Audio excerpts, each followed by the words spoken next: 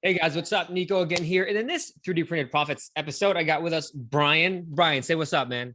What's going on, guys and So girls? Brian is coming. Where are you coming from, dude? I'm all the way on the East Coast in Jersey. Jersey. All right.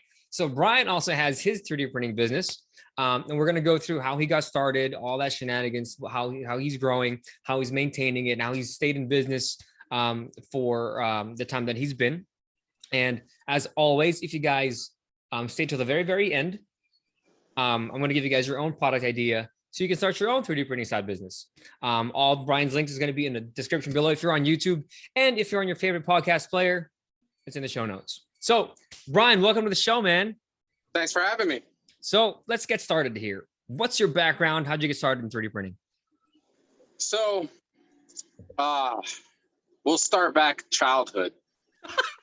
About 2 years old, Mom said I was like the only kid that she's ever seen that would paint inside of the lines, right? So she thought that was weird, obviously the start of something. Growing up, I used to get in trouble all the time. I was told that I wouldn't pay attention in class, but yet I would have all these good grades. And they're like, how is it that this kid's got good grades, but he doesn't pay attention? It's because, early in life, I didn't know, but later on in life, I found out that I had like really bad like ADHD and OCD and stuff like that. So I can actually pay more attention to you if I'm doing something else than if I'm actually staring at you. Not because I don't want to, but because I feel like doing one thing at a time is a waste of time. I need to be multitasking. So translate that to 3D printing. I would constantly draw, you know what I'm saying? And then when I got into my adulthood, I started basically making things from scratch, doing a lot of styrene stuff, making things that didn't exist. I had an RC truck. I wanted a garage. I wanted a toolbox. So I started making these handmade styrene snap-on toolboxes. People thought they were cool, and they're like, how much? And I'm like, not for sale. 2 days later, how much? And this was going on for like 2 weeks. How much? And I'm like, I don't know, $40. Then I was like, man, this is taking me like 6 hours to make by hand, $50. The price kept going up and demand kept going higher. And I'm like, okay, I think there's some money here, but 6 hours to make one toolbox to make $50. I mean, it's not really cost effective. That's less than $10 an hour. And it's a burnout. You know what I mean? So you make 2 or 3 and you're like, I don't want to keep doing this, So I looked into 3D printing again because I had like stumbled upon it before, but I thought it was just like another one of those BS things. Like you see, all these like, products that make your life easier and then you get it and it's a headache. Well, fast forward, you get printers. It's still a headache to this day. However, I got into my first MakerBot. I got into MakerBot when it was a Replicator 2 open source, best starter printer on the market, period. But I got into it when it was like $3,500. Damn. I bought one for $3,500. I had that one printer for about 6 months. I started going on Craigslist, finding these printers used, broken, 700, 800, 900. Then I found out, well, if you pay $500 a year through MakerBot, you get insurance for your printer. But they don't really ask you, oh, wait, why do you have an extruder that breaks 6 times? It's like, oh, cool, warranty, here's another one. So I fixed like 5 other printers with warranty on one printer. And I went from 1 printer to 7 printers in the first year. And after that, it just kept growing exponentially because to me, it's like having an employee that's constantly working while I'm doing something else and being productive. So 6 hours from now, I'll have 27 toolboxes. You know what I mean? Nice. And that's what I teach. And that's how I get people into their own 3D printing businesses. It's like, you guys, it's like having your own employee, a robot that's working for you. It's like Rosie from the Jetsons, right? That should tell you how old I am. So how'd you come up with your business idea there, man? What is it that you sell? So I've had multiple businesses throughout my life because I feel like I've jumped from one thing to another because I feel like one lifetime's not enough for a person to really discover what they can do, especially if you're on the creative side of the spectrum, right? So I decided that I wanted to make what I wanted to make for me because I knew that no matter what, I would enjoy it. And if you guys didn't like it, I still had it for me. So I was good with that. So I started with that, and I feel like that carried on from all my businesses. when you're going into business, you need to pick something that you actually genuinely like and then just dive into it like a rabbit hole and just keep digging that hole deeper and deeper and just keep getting into it, because you'll always have the passion to want to do it versus being like a Kinko's or something and you're just like printing generic stuff and you're like, I'm over this shit, you know? Okay. So what is it that you sell, brother? So it's a wide variety of things, but my main business is basically in the scale world. So anyone that does anything in any scale, meaning, you know, from Hot Wheels all the way up to, you know, 1/6 scale remote control cars, I make every accessory you can think of for them. So you want to make a scale garage for your Hot Wheels, I make the mini toolboxes, the lifts, the amenities, the lights, all that stuff, even the garage itself. I do that all the way up to 1/6 scale, and I make custom figures. Last year, I started getting into doing the whole custom Funko thing. That's actually been really productive. I mean, like really good, because like we constantly see companies like Funko, for example, come out with these cool concepts, but then guess what? They're making 20,000 in a sweatshop somewhere in the Philippines, so they have to cut corners, and then they give you product that's subpar. And guys are like, man, you know, I wish my Darth Maul actually had, you know, a lightsaber or had whatever the case may be. So that leaves it open for creators like me to say, you know what, I'm gonna just create something I want for me, put it out there, and hey, if you want it, this is the price, and if you want it, you'll pay for it. If you don't, there's plenty of fish in the sea, you know. Awesome. So how much are you making a month on your business? Just a rough estimate and profit. So I've been in business since 2013, so almost 10 years, right? And one thing that I've noticed is the longer you're in business, the more that number grows, but the consistency of acquiring the money is actually the same for all years, meaning there's a slow period, and then there's your period where it's like you keep selling and you're like, Jesus, where are all these orders coming from, you know? So on a good month, it can be anywhere on website sales alone. It can be anywhere from 2 to 3,500, give or take, on a good month. Mm-hmm. On a slower month, like right now is technically slow for the model building aspect, or like the dioramas, because people are outside enjoying themselves. And I'm selling more parts for vehicles now, like, you know, your little high lift jacks and your little accessories to put on your off-road vehicle. So they're going out doing that stuff. So it changes, but the quantity obviously changes down. So on a slower month, about 1,500, give or take. Now, that's just website sales alone.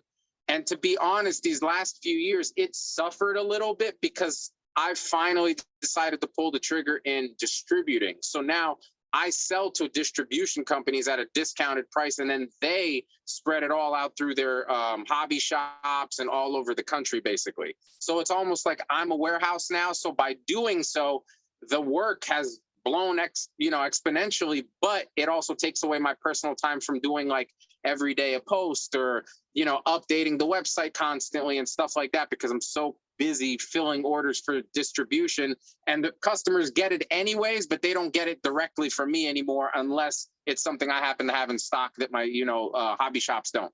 Gotcha. So when you first started, man, you got your machine, you got your idea for the garage and so on and so forth. How'd you get your first customers? How did that start? So I literally, Facebook was actually the avenue for me for a little over the first year. I didn't have a website for the first year. I think my 1.5 to 2 year mark is when I went into Wix, which is a disaster. I don't recommend that for anybody, but I did it. I did it, and it worked for about 2 years before I met my buddy Steve, who happens to be a web guy, and he's also an avid RC enthusiast. So we got to work out some stuff, and he's done my website since, and it's been fantastic. But Facebook, for the first year, Facebook, and literally I opened the page and I would just put up posts, and then people would spread it. I would also see who the prevalent names were in that industry, hit them up first, get a feel for them. And if I felt like I could send them the item and they would, show it off, take pictures, whatever, it would help bring me more clientele. And that helped out for that first year. Sometimes you got to spend a little to make a lot, Sure. So you said you started off with the MakerBot Replicator 2. What machines are you using now? So right now my fleet right now is all basically highly modified Prussias. Highly modified Prussias. Because factory Prussias are fantastic for the first year, or I think it's 6,000 or 7,000 kilometers. I mean, right now, my lowest printer has 36,000 kilometers of filament through it. So, and that's my least used one. My most used ones broke over 100,000 kilometers of filament already. That's awesome. So, Prussias are great machines. After the first year, they start falling. You replace one thing, the next thing breaks. Like, it starts falling apart, and then it's like the warranty's expired, and parts are damn near as expensive as the printer. So they're pretty good bases, especially their newer ones. But, you know, I go upgraded Ruby tips. I do the different, you know, Forge Tech this. Like, I use all sorts of different parts for different stuff. But my main fleet is modified Prussias. I still have some factory ones. And then I have 6 Mark Forge printers. And, gotcha. And a few frozen resin printers. And what filament do you use? What brand? I actually really like the Matter Hackers brand. I still love the fact that once you break, I think 13 or 14 spools, it's like $16 a spool. You're not getting that price anywhere anymore. Sure, I agree. I mean, I missed the $12 spool days, but we're not getting that back. Nope. We're not going to get that back. I still have spools here from the $12 spools because I bought like thousands of dollars in filament when I first got into it, bro. I still have filament to this day. Me too. I got a box just sitting, but it's all black. So I mean, I love black. Black's my favorite color, bro. Yeah, but if I'm printing like my dragons and they want it in like a nicer color, I mean, yeah. Anyway, so what struggles did you have when you first started your business? Bed leveling, and more bed leveling. That was a disaster. Like MakerBot's acrylic sheet, dude, I would rip chunks of the acrylic off trying to get the damn spatula under it, like, because it was only 3 screws, thumb screws, you know? So like when Prusa came out with the auto level, like you still have to get that first initial level, but after that, it's like night and day. That was like the greatest thing ever. But bed leveling for me was a disaster. And the biggest thing too was stay the hell away from cheap filament. That stuff gets made in somebody's basement. It gets dust, debris, whatever in it, and it clogs your printers all the time. I must have gone through thousands of brass tips in the first year. I was pulling hair out of my head. For a few times I thought about tying it to the back of my truck and dragging the printer down the street. It was extremely frustrating. And even to this day, I learn something new every day with these printers. But the longer I'm with them, the easier it is to fix and to diagnose, because I could literally be talking to you right now and I'll hear a specific type of clicking in the background and I'll know exactly which printer's doing it and what exactly it's doing. Yeah. I mean, you just get to that point if you've been printing for long enough. So earlier, before we started the interview, we started recording, you told me about a story that our audience is going to love. So what is this story? I'm very intrigued. So when I first got into this, 3D printing was relatively new in the remote control realm of things. 3D printing's been around for ages, but it was remotely new for the RC side of things. So when I started doing it, I was doing toolboxes, little oil jugs, funnels, little small things. And of course, like anything else, other people see it. They're like, wow, I never even thought about that. I have a 3D printer, or my mom just bought me this like little whatever thingamabob. Let me try to do that. Oh, he's selling it for $6. I could make it for $5, and it's like they start doing their own thing and you start thinking, well, do I want to be a competitor or do I want to say, hey, there really is enough of the pie to go around for everybody. Let's help each other out here. Let me help you, help me. And you know what? If you make letter A, I'll make letter B. So it's cool. We'll still make money, and one of the handful of companies now, either to this day or that don't exist anymore, I helped get customers or helped get started, like, hey, try these settings when you're printing this stuff, because naive young me was like, nah, they're not going to try to steal my customers. They're not going to do anything like this. So long story short, a specific company I helped get started, and they were on the opposite side of the country. I believe they were in Utah, if I'm not mistaken, Utah or Oregon, one of those. And I helped them, got them started, and then all of a sudden, from one day to the next, stop hearing from him. I'm like, man, he must have got busy, you know. But work come in, cool, Godspeed, bro. Kept on with my thing. Then I started getting customers of mine that were normally regulars. They would come back like a month, 2 months later, and I'm like, where'd they been? It's like that guy that hadn't come get his hair cut, and you're like, oh, what's going on? Oh, you know, your buddy, the one you were helping, man, he's talking all this shit about you. Excuse me? Yeah, man, he's saying X, Y, and Z. And I'm like, wow, this guy went behind my back to badmouth me and make up all these rumors to like try to steal customers from me. And I'm like, dude, this guy, I could literally hang my jacket on my back, you know, on the knife that he put there, you know? So it's like, okay, I'm not going to say anything. I'll take the high road. But then it started becoming more and more, and it started popping into my Facebook feed. And I'm like, what the hell is going on? So I made the biggest mistake. I responded on social media. Oof, did I learn lessons with that one? It was back and forth. My blood is boiling. Now, mind you, I got into the hobby full blown because I got injured, because originally I was on my way to going and trying out for one of those UFC joints and getting into it because I was doing mixed martial arts, right? I got injured because a drunk driver decided it was better to get drunk and like blow my back out than to, you know, stay home. So all my anger, all that stuff, I forget about that when I'm like tinkering with these little things. It's the weirdest thing because my patience is like non-existent. So I'm like, I'm getting fired up. I'm like, I want to rip this guy's head off, or, you know, and it's like, why? Why am I letting this guy live rent free in my head? So I'm like, okay, you're obviously hitting me where it hurts, which is my pocket. You know, you're taking food away from my family, which is like the ultimate thing you don't do. So I'm like, man, I got to try to make this a joke because I'm going to burst a blood vessel over like this a-hole. So I'm like, okay. So I did, we call it trumping someone.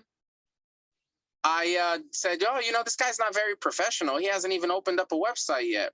I purchased every website with his business name on it, from .com to .net to .org to .your mama, everything. So guess what happens when you go on his website? You go to yours. Redirects right to mine every single time. And that lasted for about 2 years.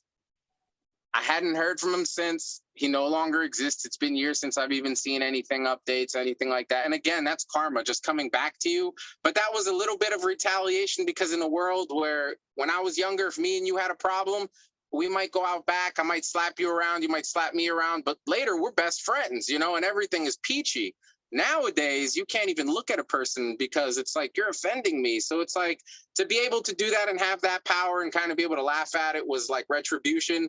But then after that lesson, I don't answer to people online anymore. I don't, you know, if you paid me and you're a customer, you have the respect for me to be able to tell you what's going on. Your order's late, it's missing, we'll take care of it, we'll replace it, et cetera, et cetera. But when you're just some Joe Schmo online with an opinion, everyone's got those, bro. And if they're not paying your bills, they shouldn't live in your head rent free. That's how I think. But that's what happened to that guy. So that's what happened. So let's move on to the business. That was an interesting story. That was never had that on the show yet. Well, there's a first for everything, right? Now somebody else will go out and do it to their, you know, competition. Hey, get your names covered, get the your little trademarks, and get your websites and get all that stuff if you're going to be a legit business, because somebody will come in and take it and it's going to hurt. That's true. So how else does a business make money now, Brian? Do you have design services? Is it all just still physical prints that you sell? So it's all still physical prints. Everything's done in-house. Right now I have not all functioning, because it's damn near impossible to have every printer functioning nowadays. Like when you got that much wear on them, it's like one's going to always constantly give out on you. But in total, I think I have about 32 printers in total. Okay. It's me and my best friend that works for me, and it's a full-time gig. He's here Monday through Friday, constantly printing, constantly assembling. Lately, I've been pushing more on the DIY stuff versus the fully finished stuff, because it helps shave time for us and also helps cut the cost down a little bit. Because the other problem you run into is, yeah, you're going to want to start a legit business, and there's going to be some kid in his mom's basement that's going to try to compete with you with pricing. And that kid is going to win because that kid doesn't have an overhead. He has no rent. He doesn't pay any bills. So he can afford to literally sell the stuff for next to nothing. But guess what's going to happen? That kid is going to realize that there's no money in that way because there's no profit. There's a reason that prices are what they are, and you kind of try to stay a little lower, a little higher, whatever the case may be. Because if you're constantly giving your stuff away for nothing, then what's the point? You're wasting time and you're not doing anything and you're not moving forward in life. You're kind of stuck in the same rut. So those businesses, my advice is just let them be, because they'll burn themselves out. That's I just the way agree. it is. So what's next for you, man? What's the future for the business? What are you guys going to get into? How are you guys going to grow? What's the future for you guys? So I just got into something that I swore I'd never get into ever again since my childhood, because since I got so used to RC, it was like I get to build these models and they actually work. You get to do something with them. They just don't sit on a shelf and look pretty, you know? So I'm like, I'm never going to get into action figures. Little did I know that customizing action figures and making accessories for them, Jesus. But I will say, I love Marvel. I love DC. I love, Todd McFarlane's one of my favorites. Spawn is my all-time favorite character, right? And like, I love all those, but they're so watered down and so played out already that there's like, what haven't you seen already? What hasn't been done? Like to the point that now people are like, I'm going to create a figure using pennies because people have done it in clay. They've done it in 3D printing. They've done it in all sorts of shit, right? So I found out how small this world is. There's a company in Jersey here about 45 minutes from me, and they're called the Four Horsemen. They actually were the company responsible for helping Todd McFarlane come out with Spawn Series 1, 2, and 3 of the action figures way back in the 90s, right? So they came out with their own action figure line called Mythic Legion, where I guess the best way to just break it down in layman's is think of Dungeons and Dragons, but for adults and fully articulating 12th scale figures. But the best part about it is not only is their quality the best that I've ever seen in any figure, because as a little company, they don't cut corners because they rather make a little bit of profit and give us quality and continued business than to just pump stuff out like Toys R Us does, where, joints are all loose and all that other stuff. But their line was actually designed and developed with the customizer in mind, because you can grab any one of their figures, pop the head off switch arms, joints, hands, body part. Like, you can literally create your own figure using their figures. There's so much third-party 3D printed accessories and all that stuff. So I started making accessories for these figures that nobody else was making, because I said, hey, I already have the tools, aka the 3D printers. Why not try this out? And then you're like, wait, people pay upwards of $200 for a custom figure? I like customizing. I love painting. I'm also a tattoo artist. So it's like, this works out perfectly. And it's a lot less work than building a 1/14 scale semi truck with 400 micro rivets, a scale engine, electronics, et cetera, et cetera. It won't cost as much, but I can turn out action figures a lot faster than I can turn out one of those. Efficiency increases at that point. And I thoroughly enjoy it. The community's great. So I think moving forward, I'm going to continue to make the parts for the DIY guy in the RC industry. But as far as my artwork and my customization and what I'm going to focus on is doing the custom dioramas, the action figure stuff and all that, because I really enjoy that. It's like cathartic for me. Awesome, man.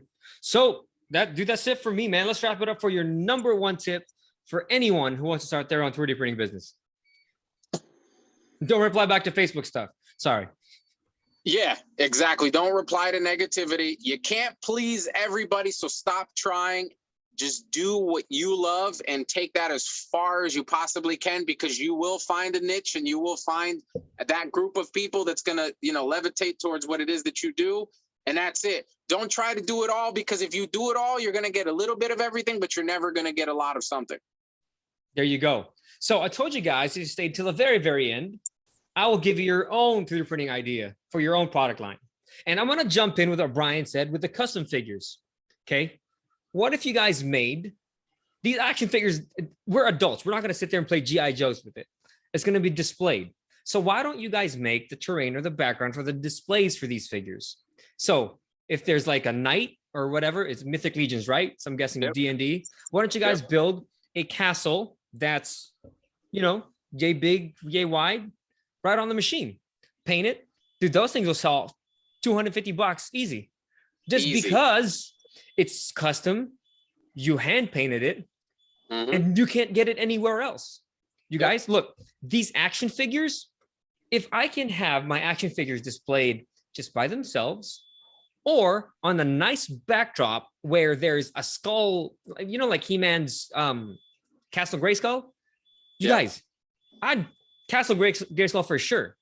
You know what I mean? So that is your product idea for today. And I think Brian is we're going to put that for bonus content. So stay put. Don't go anywhere. That's going to be bonus content. That's it for me and Brian. Again, if you guys need help building, starting, or scaling your own 3D printing business, message me, email me. I'll get you in the coaching program and I'll get you guys there. We'll start, build, scale your own 3D printing business. You're cheating, Brian. You're cheating. Anyway, again, message me. I'll catch you guys later. Brian, say peace. Deuces. Hold on. All right. You're cheating. That was supposed to be bonus content. Put that on. Oh, I got plenty of bonus content. Don't you worry about that. Let's switch it around. There we go. Dude, that fly's been flying in there. Look at that. See? Dude, if you had their action figures displayed on something like that, that's a wrap, dude. Everything. I mean, down to like the griminess under there, you know? Dude, hey, stop me when I lie though. Like these guys who have their action figures, if you built like a backdrop or something like that for their action figures, they fucking eat that shit up all day long. Oh, absolutely. 100%. Terrain, dude, that right there, $750,000 easy. Easy. Fucking easy, dude. Easy. It's huge. Oh yeah, okay. Yeah, $1,000 for sure. Under here, it's my custom slot track that I started building. Look at that shit. Dude, I just interviewed someone who does Hot Wheels and he makes like $3,500 a month. All he does is fucking Hot Wheels tracks, bro. Oh yeah? Yeah. I do. I actually customize them. Like this demon here, I actually put a motor inside of it. Sick, dude. Yeah. So like I do all that stuff too.